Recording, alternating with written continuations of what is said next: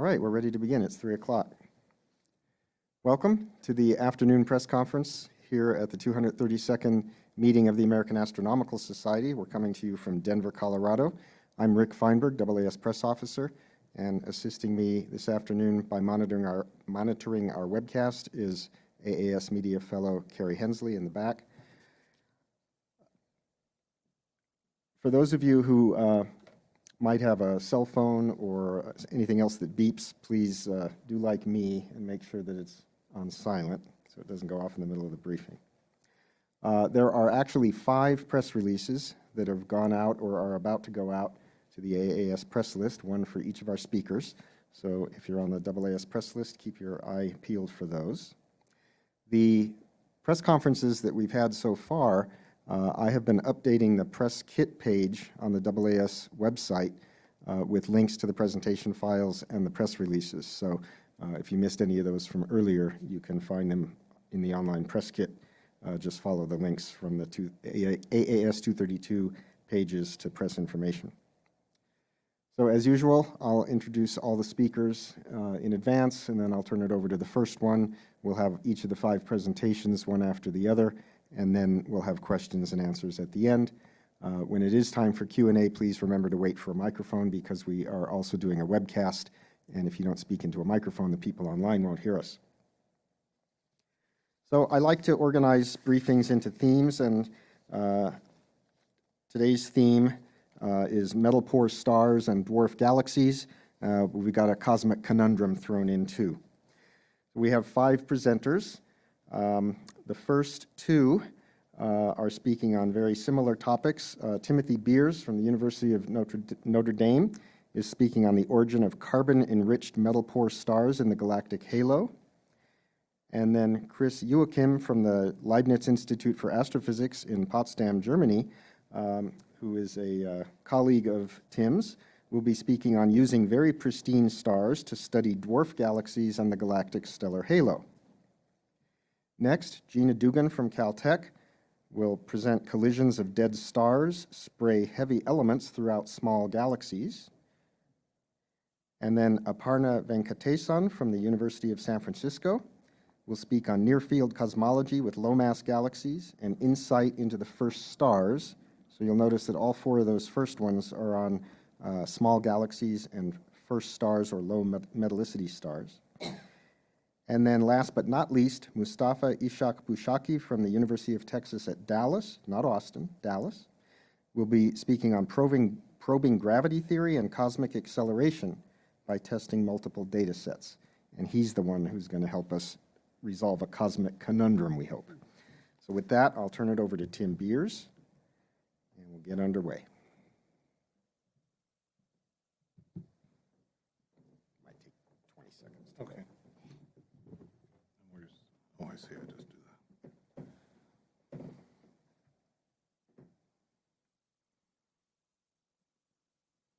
So I see the slide, but does it come up in? Oh, you got it. Okay. Well, thanks for joining me. I appreciate the chance to talk about my work. I changed the title a little bit, something a little catchier than your chair came up with. This is the fingerprints of the first stars. I'll explain why a particular variety of carbon-enhanced stars in the halo of the Milky Way provide clues that we probably will not find anywhere else. So in fact, if I sit and ask myself, what do I expect to see today in the present universe that tells me about the early universe, the answers are fairly straightforward. First generation stars we expect to be of very high mass, formed out of primordial material, evolved very quickly, millions of years, and then exploded. At that point, they distributed what they had made either pre or post-explosion, their nuclear synthesis products throughout the surrounding medium. It turns out that next generation stars formed from this polluted material, and cooling opportunities were opened by the pollution that enables even lower mass stars to form. And that's important because those are stars that can live not millions of years, but more than 10 billion years. And those long-lived stars we can still see today. So in fact, what I've been looking for all my career, we've actually been assembling evidence over the years for a characteristic abundance pattern of elements that we can find in the stars in the Milky Way, in the halo of the Milky Way, and we have identified that this characteristic abundance pattern, which can only come from first-generation stars, high carbon, low amounts of other metals, we call that CEMP-no stars, and we've now identified thousands of CEMP-no stars in the halo of our galaxy, likely originating in tiny little so-called ultra-faint dwarf galaxies. And here's an example of a star which showed one of those unique light element abundance patterns. This one has the name HE 0107-5240, named after the coordinate of the star on the sky. What you see at the cursor, marked with the red, is a molecular band of carbon, CH. And it turns out that that's unusually strong for a star that's claimed to be more than several 100,000 times lower in its overall metal abundance compared to the Sun. And in fact, when we look at other such stars, we see this pattern that I've illustrated here in the ellipse. This is the light element pattern which we believe only came from first-generation massive stars. So our goal has been to find more stars just like it, like these. And here's something I can't resist sharing. A few years ago, we happened upon a star BD plus 44493, which is an object of cosmological significance with diffraction spikes. That doesn't happen very often, and yet its overall metallicity is 10,000 times lower than the Sun, and it is one of these CEMP-no stars. It's 9th magnitude. It's a northern hemisphere star. You could see it tonight with binoculars, and you're looking at a second-generation star that preserved the nucleosynthesis of the very first objects. And so, of course, we've observed this with many of the world's largest telescopes, who, of course, originally say, 9th magnitude, get out of town. But we have reasons for observing it very finely, and also with Hubble. So these are of interest to us. And the connection with ultra-faint dwarfs is we believe that there is more than enough evidence today to suggest that these very poorly populated stellar dwarf galaxies maybe only have 1,000 stars as members, a lot of dark matter, but they are the natural birthplace of these CEMP-no stars. In fact, when we look, and here's a diagram on the right, at a carbon to iron ratio, which is one way we tell whether you're CEMP-no, all these colors here correspond to stars in ultra-faint dwarfs that have this characteristic signature. So we are quite sure that they were born there, torn apart, that is, the dwarfs were torn apart, and all the stars that used to be in the dwarf are distributed throughout the rest of the Milky Way, so we can find them in the field. And the next to last slide is just pointing out that one reason I'm telling you this story today is we found them, based on work by a postdoc at Notre Dame, Jin-Mi Yoon, to be about twice as frequent as was once thought. We had done an experiment based on Sloan data about 3 years ago, and I've shown here the fraction of these stars plotted in the vertical axis versus the overall metal abundance that gets lower metallicity as we go down here. These are more chemically primitive stars. Here's what we thought in 2013.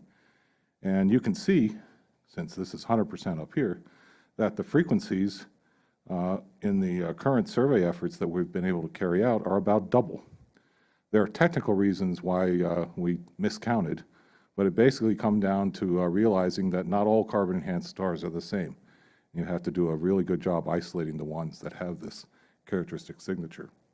So in fact, the bottom line is, I always like to end with the story so far, the bottom line is these CEMP-no stars that I've been telling you about document the nucleosynthesis products of the first generations of stars, which we will never see directly.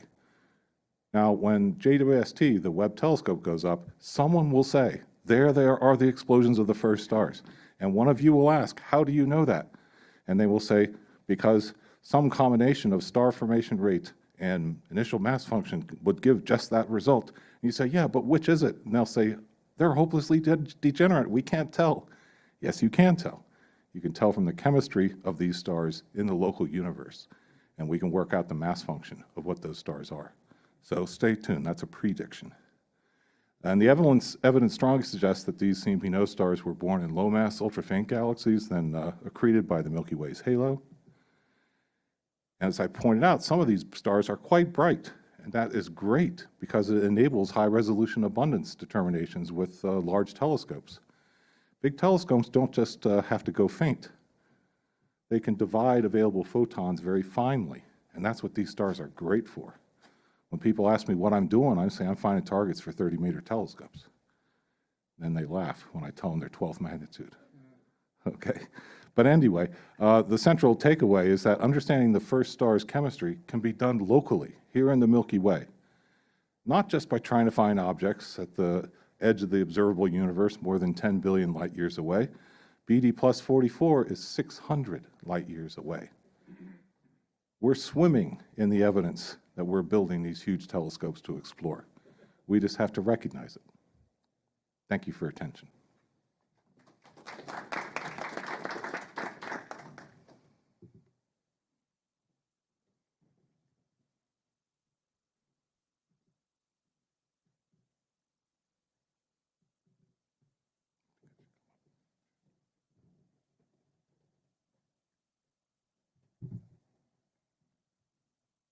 Hi, everyone.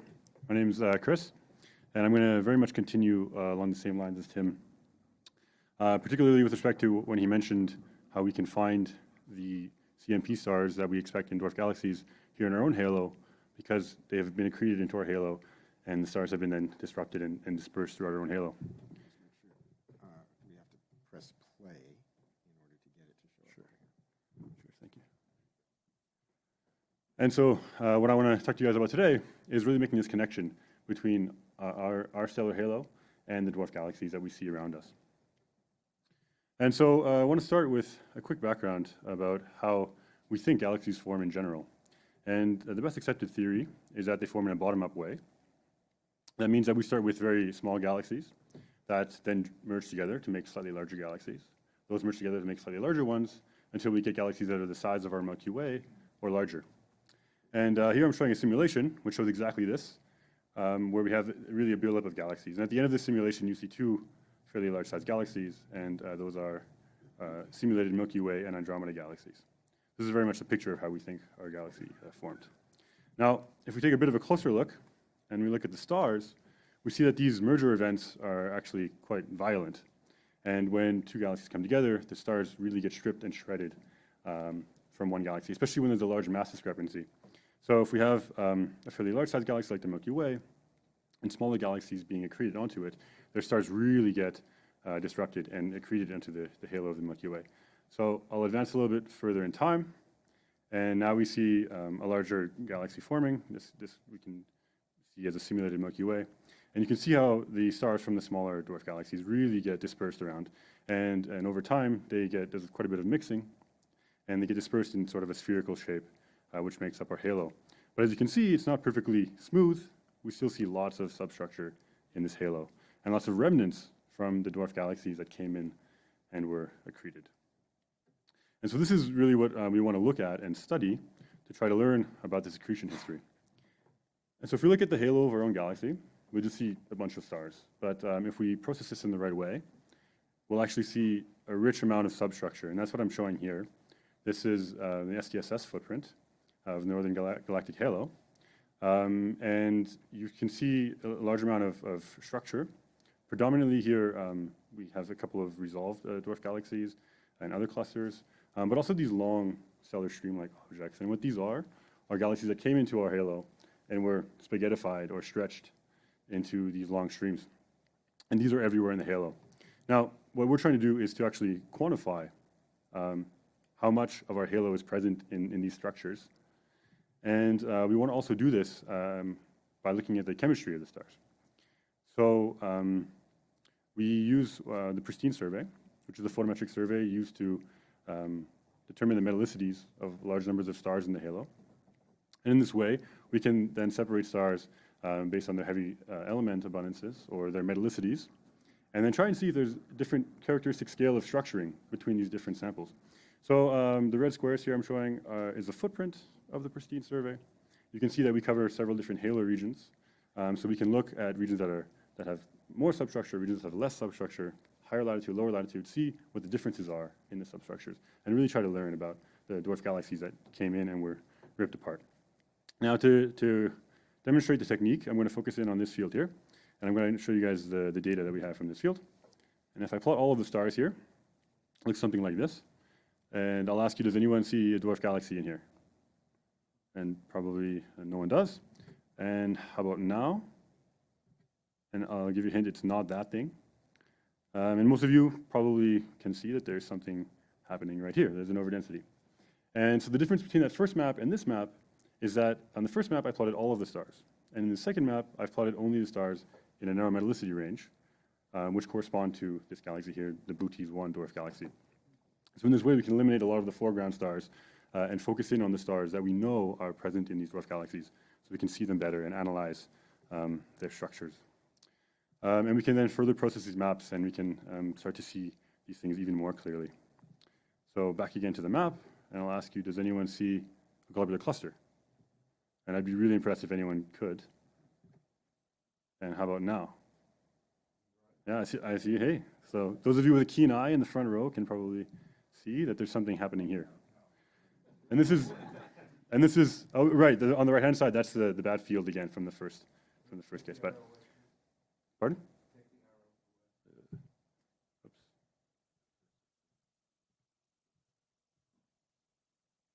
So it's a small globular cluster, but you can see that there's an overdensity there. And then if I do some more fancy processing, you can see then the overdensity here. So this is, of course, very cool because we can use this to try and find new dwarf galaxies, new globular clusters. But what we're interested, as I mentioned before, is more of a large-scale statistical analysis of the total amount of substructure present at different metallicities. And so to explain the technique as we're using it, I'm showing you here some fake data, but this is what a typical field might look like. And if we then separate the stars by metallicity, with each color corresponding to a different metallicity, we might see something like this, where we see then different scales of clustering as a function of metallicity. And with the red ones here, obviously being the smallest scale, and the blue ones, the largest scale, and the green and yellow in between. And when we perform this analysis on our data, we find some really interesting results. So the main interesting result that we find is that actually the most metal-poor stars, the ones that we would expect to come from the smallest dwarf galaxies, are clustered on the smallest scales. And not only that, but the signal of the clustering is the strongest for this sample.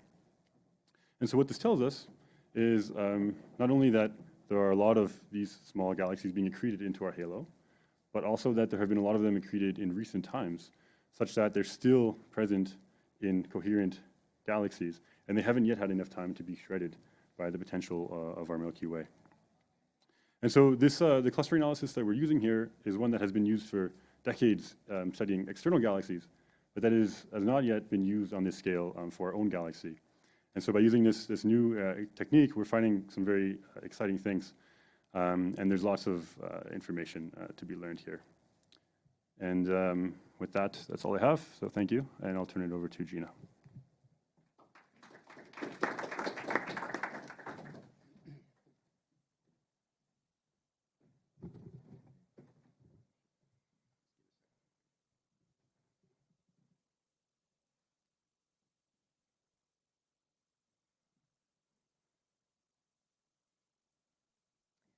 All right, hello everyone. So today I'm going to talk about collisions of dead stars that spray heavy elements throughout small galaxies. And so for the first time, we have found that the dominant source of heavy elements in dwarf galaxies, those are my small galaxies, are caused by neutron star mergers. So I'll start out by showing the periodic table, but an adapted version and an astrophysics version, where I have the origin of these different elements color-coded. And so in this figure, in orange, I want to draw your attention to our process, and I say origin equals question mark. So heavy elements, so both the orange and yellow, are created by capturing nuclei. And when this process happens rapidly, then you get the orange, the R process. And so the origin of the R process has been debated for decades. And so that means that 95% of gold is created by the R process, and the origin of 95% of gold has been unknown. We have found an essential key to identify the dominant origin of the R process. So at the moment, there are two favored events where the R process may produce heavy elements. And so on the left, I have magnetorotational supernova. So this is a rare type of supernova that starts out with a very high magnetic field. And then on the right, we have neutron star mergers. And so neutron star mergers are, neutron stars are the remnants of massive supernovae, and they are extremely dense. And so if you have two of these and they merge, then you have a neutron star merger. And the main observational constraint between these two different sources are when they occur in the galaxy's lifetime or even in the universe. And so magnetorotational supernova occur very early on. So very quickly after stars are born, they will explode as supernova, whereas neutron star mergers take a long time in comparison to merge and enrich the galaxy. And so this is the only observational constraint that can clearly distinguish these two options. And so I can't talk about neutron star mergers without mentioning the neutron star merger discovered last year by LIGO, which is operated by Caltech and MIT. Follow-up observations of this specific neutron star merger were able to confirm that R process material was created in this neutron star merger. And so this was a very important step to our understanding of the origin of the R process, to know that neutron star mergers definitely do produce R process. However, a single event means that it's impossible to say much about the dominant source in the universe. So this might be an extremely rare type of neutron star merger that produced so much R process. And so our study looks at the buildup of R process over time to discuss the dominant source of R process enrichment in the universe. So how I do this is by using galactic archaeology. So galactic archaeology uses elements and stars that are alive today to probe the galaxy's history. And so I have this plot, the time since the Big Bang on the x-axis, and the metallicity, or the iron abundance, the amount of iron in the star, on the y-axis. And so what you see in this cartoon depiction is that if you measure the metallicity of individual stars, which I've shown in blue, you can actually trace time. And so stars with lower iron abundance are older than stars with higher levels of iron abundance. And so you can use the chemical composition of stars alive today to really look back in time and see what the chemicals looked like in the galaxy throughout time, since those stars adopted the chemical composition of the galaxy when they were born. And so specifically, I use barium as an indicator of the R process. So barium element 56 is produced by both the R process and the S process, but in very small galaxies, such as these dwarf galaxies, it's dominated by the R process. So here I'm showing two different options, so if barium, or R process, was created by a magnetorotational supernova, we would see early enrichment in barium. And so on the y-axis here, I have the ratio of barium to iron. So if you recall, iron is our indicator of time, and iron is also produced by type 1a supernovae, which occur late in the galaxy. And so since barium would be produced early on by magnetorotational supernova, you would start out with a very high ratio of barium to iron. And so that's what you see on the left of this plot. Early on, we have a high ratio. And then, since the contribution of barium only would occur early on, then it would decline as type 1a supernova continue to go off. And so if we see this trend in barium to iron as a function of metallicity, that would be a very clear indicator that magnetorotational supernova are the cause of this R process enrichment. However, if it's created by neutron star mergers, which occur late in the universe's history, you would expect to see a flat or slightly rising ratio in barium to iron. And that's because as iron is enriched by type 1a supernovae, barium will be enriched by neutron star mergers. And so you don't see a decline, but more of a slightly rising. And then to cut to the chase, we see the second case. So we see, when we look in a few different dwarf galaxies, we see that the barium to iron ratio as a function of metallicity is slightly increasing throughout time. And so this is clear indication that neutron star mergers was the dominant source of barium and our process enrichment in these dwarf galaxies. And so to kind of summarize, our study probes the dominant source of heavy elements, which are created by the R process. We can distinguish between magnetorotational supernova and neutron star mergers for the first time, and that's because we're able to actually probe the timescale over which this enrichment occurs in the galaxy, rather than looking at single events. We have found that neutron star mergers are the dominant source of our process in dwarf galaxies, and this result in the simple galaxies that dwarf galaxies are teaches us what's happening throughout the universe. Thank you.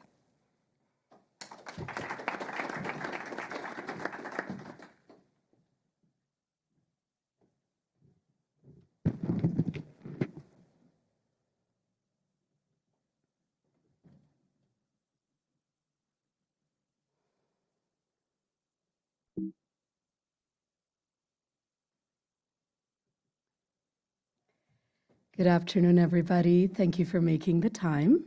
And thank you to Rick and the AAS for this opportunity.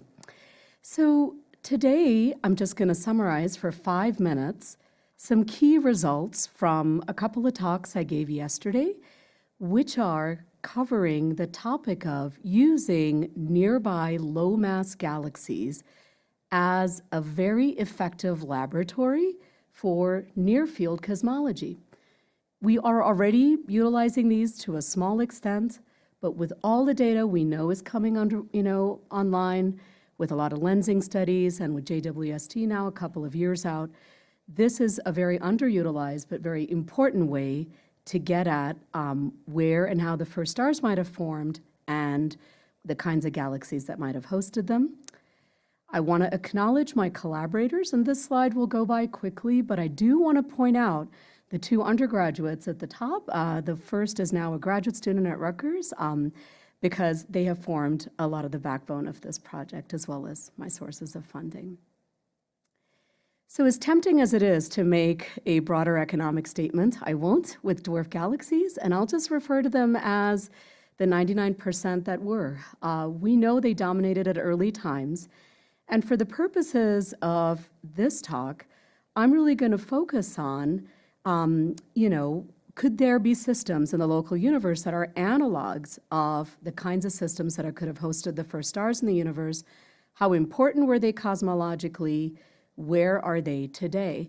And by identifying them, we're actually gaining access to a class of systems that are far more observationally accessible and that provided much needed testing and calibration for a lot of theoretical models that we're forming for what we know JWST will see, as well as data from JWST and other missions off first light sources. So this is important to do.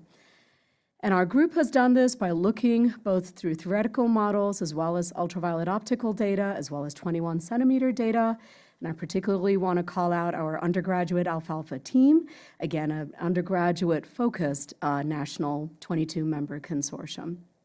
So I'm going to focus on just 2 themes today. One is light, one is heavy metal, and just pull those together. And if you remember, metals are anything that were not made at the start of the universe, so anything above hydrogen and helium. So let's start with light. Here's a couple of local galaxies, and I've picked out 2 of my favorites. I have a lot to say about them if you want to bug me later. But I just want to say that we have learned so much from studying the escape of light from them, and we've picked these 18 galaxies of which I'm showing to here because they're the best local analogs for first light sources, and we have derived very reasonable values for the escape of ionizing radiation from them But what's really fascinating is the lowest masses galaxies in these samples were the most effective at getting out ionizing radiation. That's important for cosmology, and it's great to confirm this in this local nearby dwarf galaxy system. This graph is a little busier, but let me just tell you that as we anticipate data from JWST, we want to nail down what galaxy properties are important in anticipating and identifying who are the key players in the early universe. So we want to identify key galaxy properties, and we've now identified the ultraviolet slope of the galaxy spectrum as one key property, because you might notice in this figure that anything that on the vertical axis is above 10 or 20%, meaning they are important cosmologically with their radiation, has an ultraviolet slope beta less than about -1. So steep UV slopes means these are players cosmologically. So again, this is an easy way to identify the reionizing galaxies, with this fundamental galaxy property in JWST. Moving on to some of the last points of my talk, Tim has already referred to, as have many of the speakers, of using the so-called element genealogy as a way to identify the unique fingerprints of the first stars in supernovae. Now, why are the first stars unique? I just want to summarize it in 30 seconds. They are thought to be very massive because they don't have access to the heavier elements that they will eventually make, but they are pure hydrogen-helium balls, and that really shifts their chemistry. So they tend to be very massive and to be far more copious producers of radiation. So although they're more massive, ironically, they don't live as long. They're very short-lived. They burn through their fuel faster, and that's why we don't expect them to be around today. But by constructing element genealogies, we can get at what their masses were, but also the conditions and host galaxies in which they formed. So in this penultimate slide, I'm just going to show you two very striking trends from metal-poor halo stars. So I've talked about light using local galaxies, now looking at metal abundances from dwarf spheroidal systems, like some of our speakers have mentioned.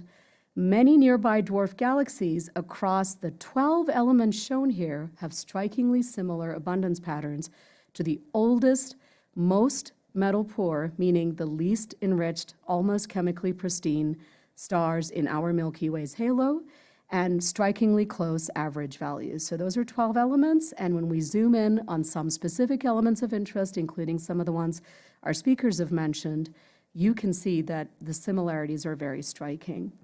So I'll summarize by saying that these low-mass systems near us are a wonderful laboratory for near-field cosmology. They're far more accessible observationally, and they are the most comparable systems we have right now to what could have hosted the first light sources in the universe. And very importantly, I say this as a theorist, they really enable testing and calibration of our models ahead of this huge wave of data that's about to come in. And it helps us understand how galaxies assembled. How did our halo stars come up? Did they come from these dwarf spheroidals? As well as the cosmic buildup and light and heavy elements. So this is very important, just looking ahead. But also to understand current data, including a couple of weeks ago, there was an oxygen discovery in a galaxy 13 billion light years ago. It's very similar to a class of local galaxy called a green pea galaxy. And again, the more we understand these local systems, the better we will understand what's to come. Thank you.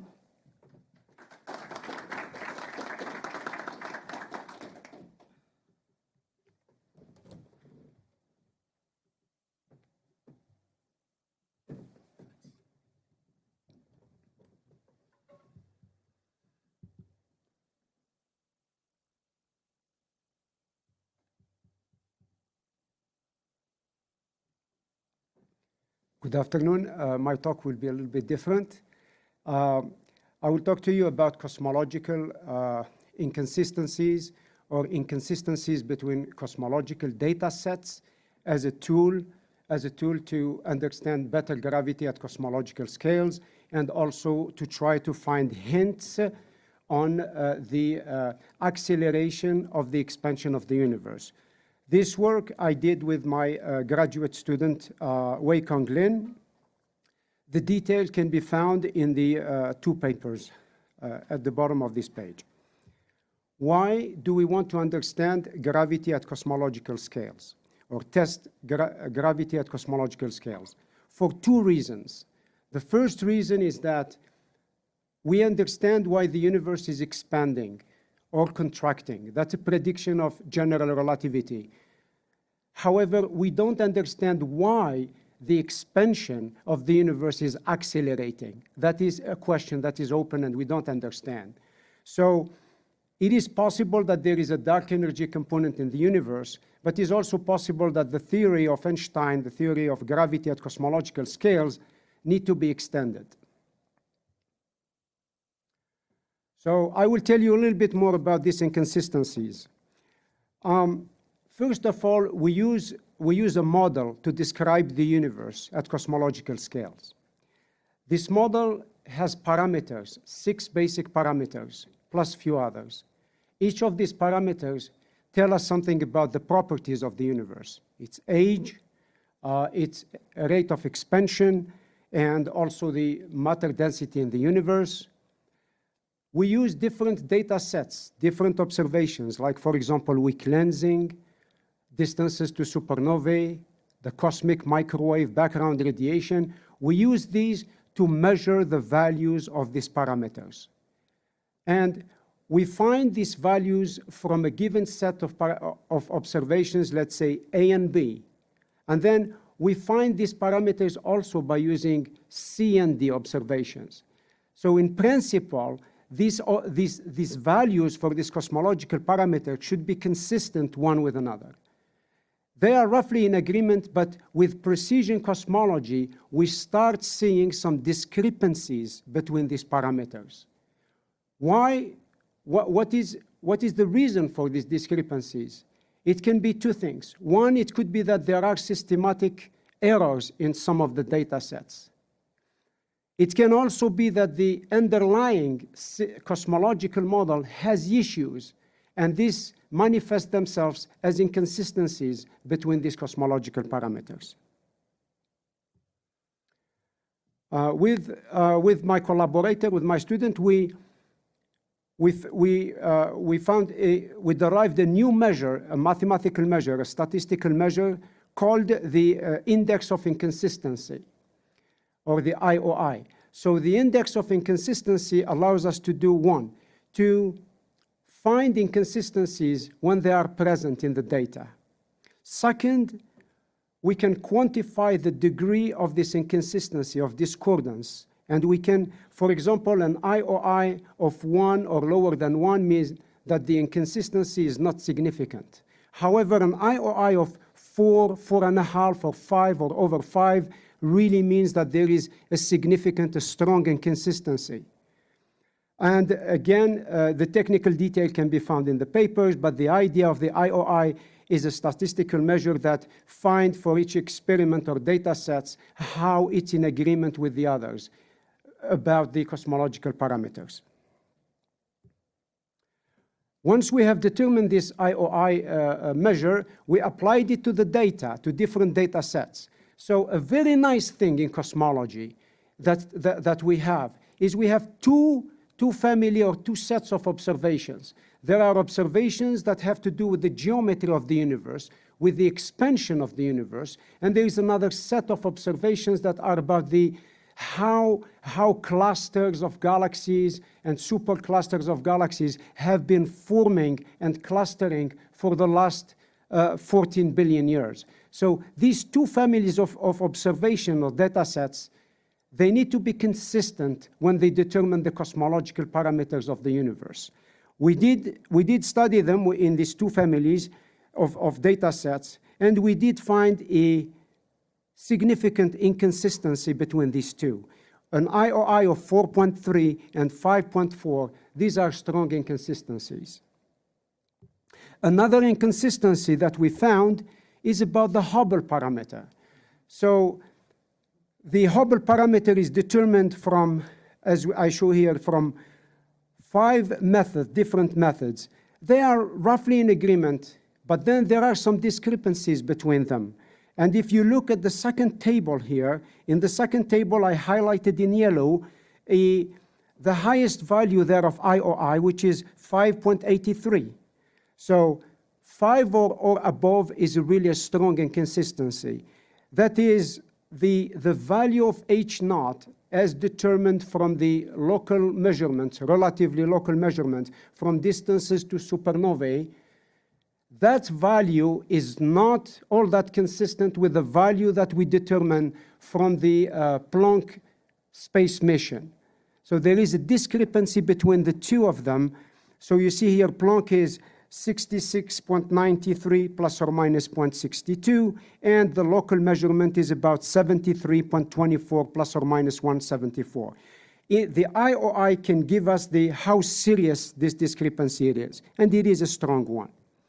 Also, another inconsistency is found between, again, the CMB. The CMB is this radiation that is left from a very remote time and in the universe. It can be used, the difference in the temperature of this radiation can be used to determine cosmological parameters.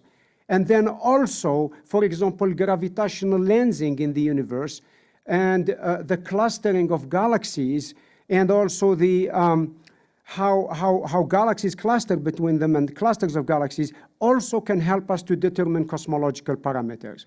As you can see in the first table here, you can see that the first row, so that those values highlighted in yellow, so they compare the value of the cosmological parameters as determined from Planck mission, compared with the ones as determined from each large-scale structure data. You see 1, 2, 3, 4, 5 columns. So you see above there, you see 3.09, 3.72, 3.53, 2.92, and 3.07.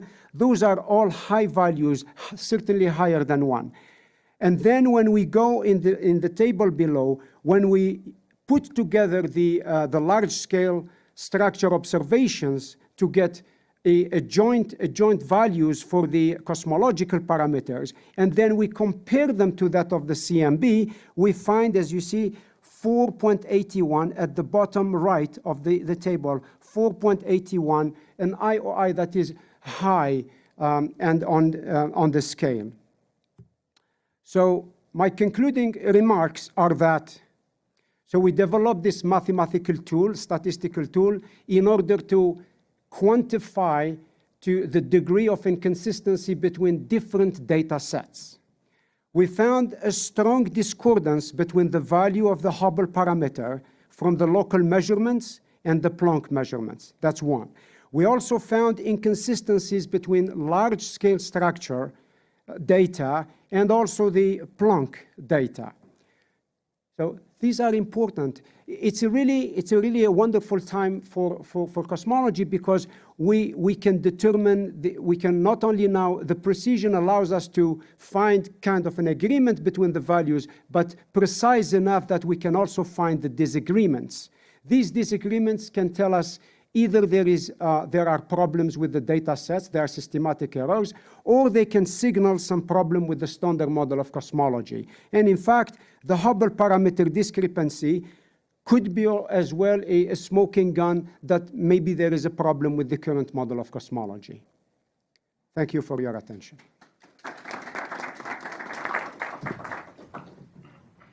Okay, thank you all very much. Very good. So we'll start with questions here in the room. Again, if you have a question, please raise your hand. And then, let's see, do we have, who's going to handle the mic for us today? Okay. Great, all right. Well then, raise your hand and wait for the mic, then identify yourself by name and affiliation, and make sure you tell us who you're addressing your question to. Okay, questions here in the room? All right, yeah. People always hesitate. All right, we'll start in the back and then move up front. So just because it's fresh, the Hubble parameter discrepancy, is there any possible explanation for what that discrepancy could be actually stemming from, besides just something wrong with our cosmological model? Sure. So It's difficult at this time to say whether we can say it's like systematic data, because even the value H0 that is coming from the local measurement, there are about 4 different methods to determine that.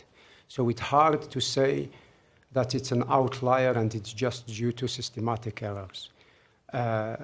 So that, from that point of view, if I may add, there is also a possibility that the model of the universe is not necessarily wrong, but it could be that the model that we use to describe the universe at the largest scales, which is probed by Planck, could be different from the model that is probed by our local universe. So that is a kind of a theoretical possibility. Okay, we'll come down in the front. Remember to identify yourself, please. Mike Lucibel, the Antarctic Sun. Just kind of following up on that, what are some of the next steps to kind of determine if there are systematic issues with the data or if there is something else out there, cosmologically speaking? Yeah. I think the idea is to move in 2 parallel directions, or kind of conduct research in both possibilities. With the Gaia data, so Gaia data will give us more precise data, and we can then check whether there is really a systematic, and that will continue. On the other hand, there is also efforts to try to find some plausible explanations from theory will also continue, for example. Any other questions? Okay, we'll bring one down here. Steve Marin, freelance. Could I just clarify maybe with Aparna, one of the other earlier speakers? We're looking at these ultra-faint dwarf galaxies, and we're also looking at the hyphenated stars. CEMP, yes. Yes, in the halo that may have come from those galaxies, because that's a good place to see them. But not necessarily saying that the Milky Way, in its bulk, not in the halo, back down towards the disk or whatever, doesn't have such stars or wouldn't have been expected to have such stars. Is that right? Yeah, I think that's an observational question as much as anything. You remember I mentioned that what we are seeking is a signature that's only found among the most chemically primitive stars. One interpretation of our data is that at least in the first, say, billion or 2 years of the history of chemistry in the Milky Way, it was all made by first stars. And then other mechanisms, evolved lower mass stars kicked in. The point being that as chemistry proceeds through the history of the galaxy, it erases the original signatures. So stars like the sun that we look at today, we don't see that signature. It's been erased, even though some fraction, perhaps some large fraction of the sun's carbon and the carbon in our bodies could have come from first stars. The characteristic signature has been erased. And to add something to that, so even if you aren't interested in the initial imprint, but like my work looking for over time, how does this enrichment occur? I've looked at dwarf galaxies specifically because the Milky Way has a lot more complicated history. It's had more mergers, it's stolen stars from other dwarf galaxies in the past. And so if you look at a dwarf galaxy with an intact stellar population, you can much more clearly see these chemical trends and then extrapolate how the physics is working in these small cases to how is it working in the Milky Way. And I'll just say I think, tying back to our speakers, and I think there was a movie too showing how this, assimilation of dwarf galaxies happens over time. When we look at these halo stars, they're very old. So we're trying to get back to this, almost chemically pristine environment to tease out that first star signature. And it's very striking that they are so similar across, I showed 12 elements, but across many really to the dwarf spheroidal. It's a clue to what we have assimilated or cannibalized over time. And so if these dwarf spheroidals or dwarf galaxies were the source of these, then maybe they were the sites of, something like them were the sites of the first stars. Yeah. You have any from the website? Okay. This question is from Monica Young at Sky and Telescope, and this is for Dr. Ishak-Boushaki. Do I understand correctly that the IOI only measures how strong the discrepancy is between data sets? Is there any statistical way to determine whether the origin of the inconsistency is due to our cosmological model or due to errors in the data? That's a very good question. And if I can go back to my slides, I have a last slide where that's a very good question. Based on the IOI and two other derived measures, we established an algorithmic procedure. I think it's one of the very last slides, Rick. You want that one? No. Good. That's clear. If I may. There's a bunch of them. Okay, there it is.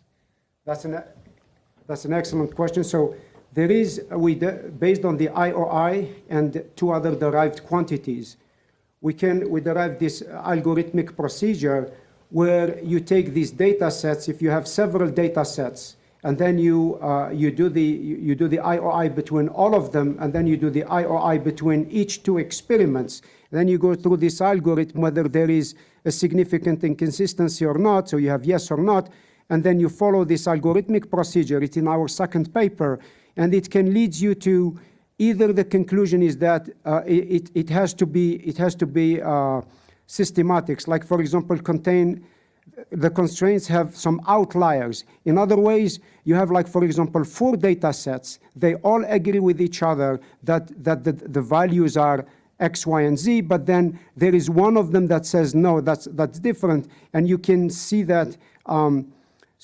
In that case, the only explanation is that there is a problem with that observations. So the answer, the short answer is yes. There is an algorithmic way to do it. It doesn't work at 100%, but it does certainly kind of lead us to give us some idea where to search more about the inconsistency. And as it is, for example, for large-scale structure, the difference between large-scale structure and Planck is also very serious. It's very, in a sense that all large-scale structure, they agree between themselves, while they don't agree with Planck. So they can't all have different systematic effects and conspire like to just give those kind of values. So the answer is yes. Thank you. Any other questions? I have a few. I always come up with some. So one question for all of the CEMP-no star lovers is, well, actually, I want to start with one for Tim. You mentioned this BD star that was close and bright. Yes. Do you have kinematic information that suggests that this star, is moving differently than the stars around it, and that maybe it, was absorbed from another galaxy? Yes, in fact, many of these CEMP-no stars, like BD plus 44, are moving very rapidly, and their rapid motion suggests that they belong to what we now refer to as the outer halo population of the Milky Way. There was a time some 10, 15 years ago when people spoke of the halo as if it's a single entity. But from other lines of reasoning, we demonstrated to our satisfaction that we can divide populations, not just by regions, not how far you go, but real population differences. And that is a characteristic of the CEMP-no stars. They're associated with this outer halo population. So BD plus 44 today might be 600 light years away. But tomorrow, if you take tomorrow to mean a couple billion years, it could easily be 100,000 or 100, many hundreds of thousands of light years away, because it's on an orbit which happens to pass very close to us. And that's just the nature of gravity. So my follow-up, and where I was originally going to start, was does the Gaia data go far enough out that you're going to be able to find kinematic clues from the proper motions and things to enable you to potentially find more of these stars? Yeah, we can certainly take advantage of Gaia's amazingly well-measured proper motions. At present, the Gaia dataset has good but not great distances, but they're rapidly looking to improve that. But they have already excellent proper motions, transverse motions across the sky. So if you set out to find the fastest moving stars, a significantly large fraction of those at low metal abundance will be these CEMP-no stars. And that's an experiment which we can readily carry out. Okay, I have a question for Mustapha. We've heard before about the discrepancies between Planck and the other measurements of the Hubble constant, and I'm wondering why nobody mentions WMAP. Has anybody looked at the consistency between Planck and WMAP or WMAP versus the other measures of the Hubble constant? Why does nobody mention WMAP? Okay, that's an excellent question. And okay, yeah. So I think there was a paper.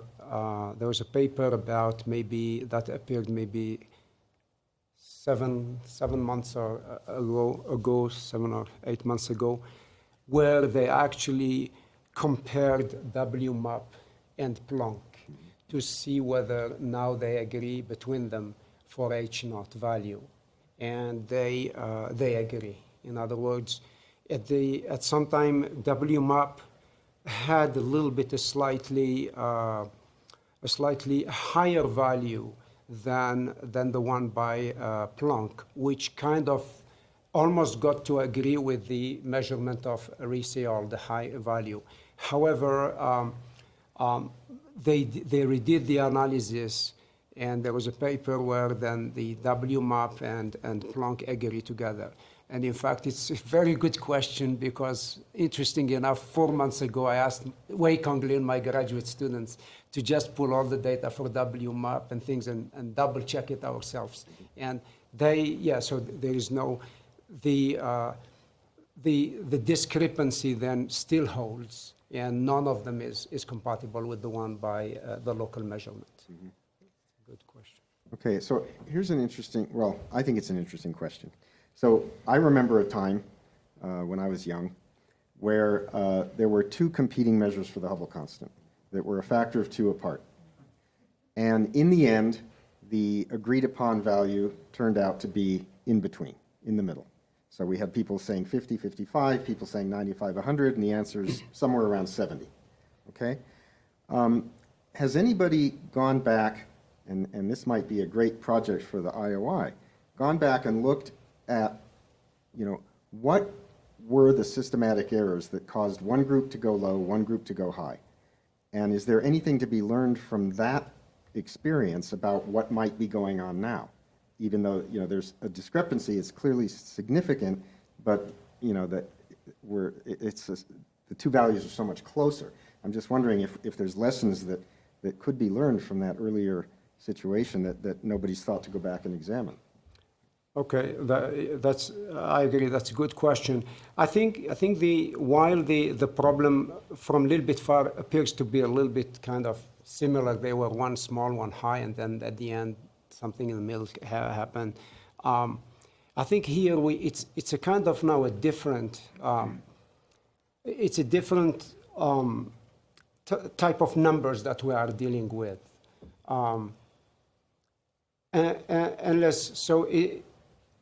It is, I agree, it is worth going and looking what was the reason for that, but it's unlikely because at that time the systematic or inconsistencies were probably much bigger than, it's like we are looking at some things that are really much, much, much smaller. And maybe that's perhaps a good thing to double check. But and also to say the same thing is that we do have also, this is not emphasized, but the problem also between large-scale structure and Planck is also a persistent one. It did not catch yet as much as attention as the one for H0. But we do have, for example, as I shown there, you have 4 different large-scale structure measurements that, for example, give give a value for a cosmological parameter called sigma 8, it gives, in other words, it gives less power for clustering than what the CMB does. So there is some other discrepancy for large-scale structure and Planck. For that, again, it's difficult to see that these all will conspire to kind of be in disagreement with Planck. I think one good thing will be is to see whether, after all, maybe it's Planck is not getting it all right, because we looked at WMAP in the hope to try to kind of validate, to see if we can find something different with Planck, but it didn't happen. There might be some assumptions in the Planck analysis that could cause their numbers, but we don't have a competitor so far with Planck to verify. Okay, thank you. Any other questions? Could I make one more comment? Oh, yeah, on please, that? go ahead. Yeah, based on, since I used to be a observational extragalactic astronomer, and I was there at the time of the CFA that Rick refers to, working with John Huckra, who was the H ≠ 100 crowd. And in fact, it turns out that, of course, they were arguing about observational results within the context of the wrong world model. The underlying model was flawed. H0 only exists to describe a certain model. And they were arguing between themselves with combinations of Q0, or essentially the critical density parameter, and H0. And neither one of them actually gave reasonably good convergent answers when taken as a whole. And so that's a classic illustration of where the underlying physics was where the main problems were. And those measurements were simply interpretations within the wrong world model.